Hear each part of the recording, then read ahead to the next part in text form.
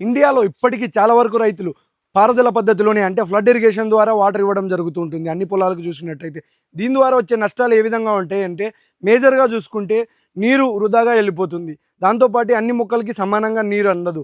అంతేకాకుండా చాలా కాలం వరకు ఈ మెథడ్ మనం ఫాలో అవ్వడం వల్ల మన భూమి అసిడిక్ అవుతది. అలాగే న్యూట్రిషన్ తగ్గుతది. దీంతో పాటు చాలా వరకు నష్టాలున్నాయి. అయితే ప్రెజెంట్ మేము ఈ అరటి తోటలో యూజ్ చేస్తున్నటువంటి ఈ డ్రిప్ అంటే ఇన్‌లైన్ డ్రిప్. ఇందులోనే చాలా రకాలున్నాయి. ఇది ఇన్‌లైన్ డ్రిప్. ఇది చూసుకున్నట్టయితే ప్రతి మొక్కకి సమానంగా నీరు అందిస్తుంది.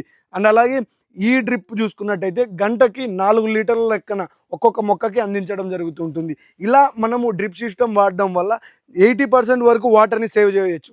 అండ్ అలాగే ప్రతి మొక్కకు ఈవెన్‌గా నీటిని డిస్ట్రిబ్యూట్ చేయొచ్చు. అండ్ అలాగే ఇదే డ్రిప్ సిస్టమ్‌లో మనం మందులు గూడా వదులుకోవచ్చు.